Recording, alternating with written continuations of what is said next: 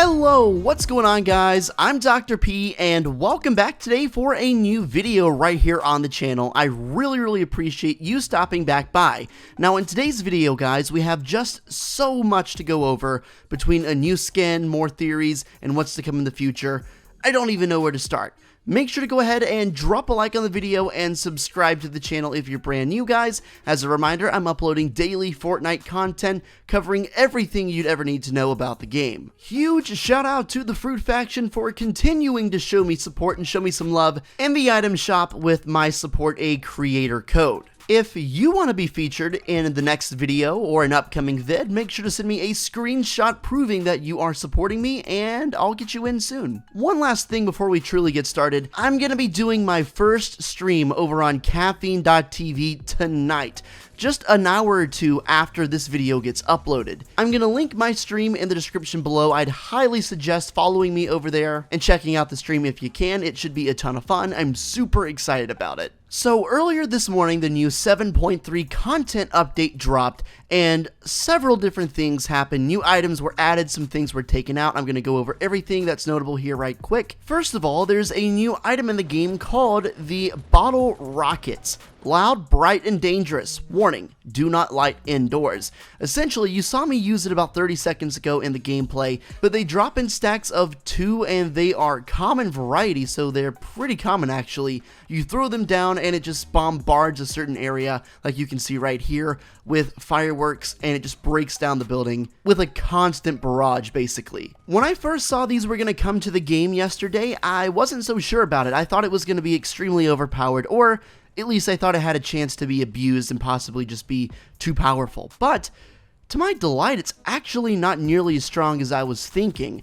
It actually takes a fair amount of time for it to break down a wall, so if this is something someone is using against you, all you gotta do is just build up the wall after it gets taken down. It doesn't seem like this is too big of a problem for me personally. If you guys have any experience with playing with this today, I would love to hear your thoughts and concerns. Next up, we have something called the environmental campfires. This is actually pretty cool. There are in total up to 40 different spawn points these could spawn at around the map. If you find one, you can light it up to gain health. It's just another way to help you out, especially in the mid to late game when you might have gotten into a giant fight but lost a lot of health and you're low on supplies.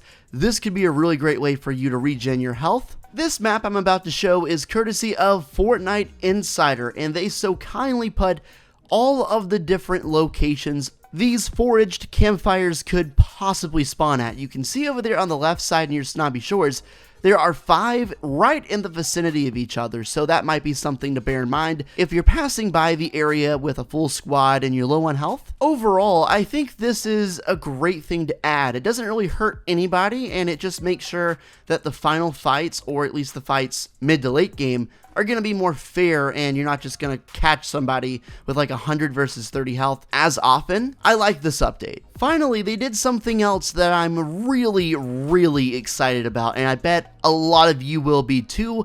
They have officially vaulted the Boombox with this 7.3 content update. Hallelujah! I'm thanking my lucky stars right now. This was one of the biggest annoyances, in my opinion, in Fortnite. This completely countered building, and it did nothing to reward good players while benefiting the players who weren't as skilled. They tried nerfing it before, but it just wasn't working. We weren't having it, you know. It was just constantly being complained about by the Fortnite community. It was just something that, in general, needed to go, and I'm glad it did. This will make gameplay, especially at the end of the game when the circle is really tight, so much better. What are your thoughts on the Boombox being vaulted? I bet that a majority of you will say, I'm very happy, but I also bet there will be some that say, you know, it was my favorite weapon, my favorite item, and fair enough. I'm just trying to gauge interest here. I never really got to recap the Marshmallow event with you guys because I was on vacation the past few days. I was watching it live, but I never got around to making a video because I was just so busy and not even at my normal setup. But just to briefly recap, I mean, it was awesome. It was by far the best event in terms of engagement that we've had ever in Fortnite. There were so many crazy effects, and at one point, we were even flying across the map, like straight up flying. It was wild. So many people were watching. Just if you had to guess, how many people do you think were in-game across all consoles and platforms watching this event? Did you guess more than 10 million? Oh, and that's not even counting the people who still saw it through watching other people's live streams.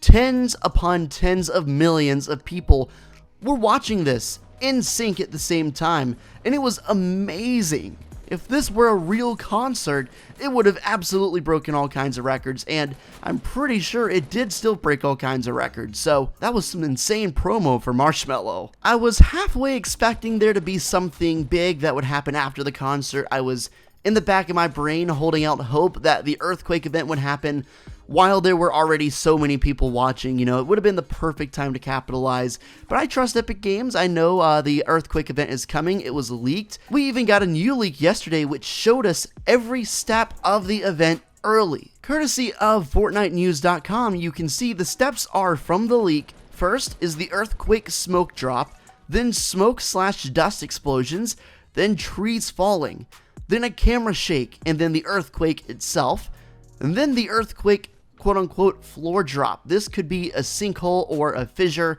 If you're familiar with the way, fissures happen with earthquakes, it could very easily be that. Then you've got players being in water, and then snow turns to dust.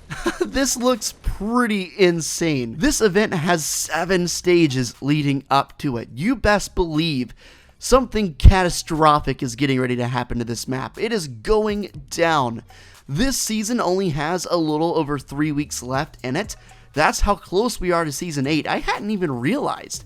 I feel like every season I come back and say the same thing. It feels like the time is just flying by. It doesn't feel like it. And this season even had an extra 2 weeks in it because the holiday season fell in it. And obviously everyone had their breaks. Just looking at the list of the steps, it says trees falling and then camera shake, earthquake, and then what's really interesting to me is the floor drop. What does that even mean? It might seem obvious to some people, the floor is going to drop, but what exactly does that mean?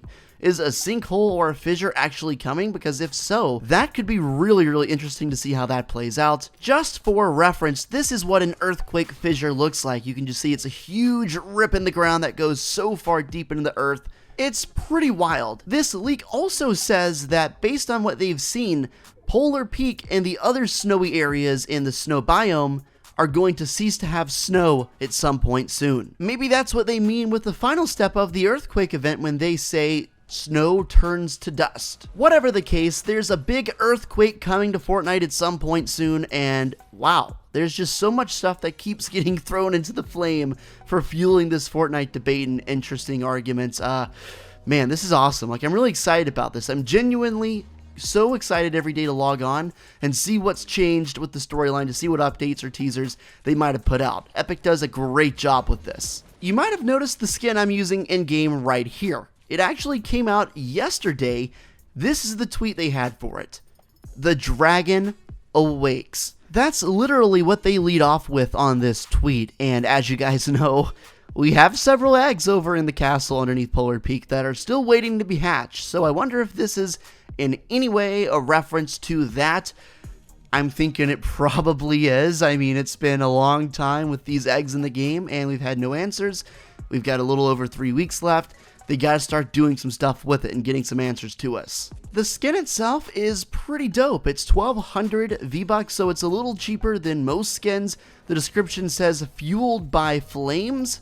I've even pondered the possibility of this guy being heavily linked to the Snowfall skin or the Fire King, whatever you want to call him, just because it says, fueled by fire on the description, and clearly it's supposed to be some kind of a dragon-based skin, and we're also wondering if that's hinting towards the dragons under the castle. Just so much going on right now. Definitely make sure you are subscribed to the channel, and make sure you drop a like on this video if you enjoy and you want to see more. Thanks so much for watching. I really appreciate you stopping by, and I hope to catch you in the next video. Thanks so much, and I'll see you later.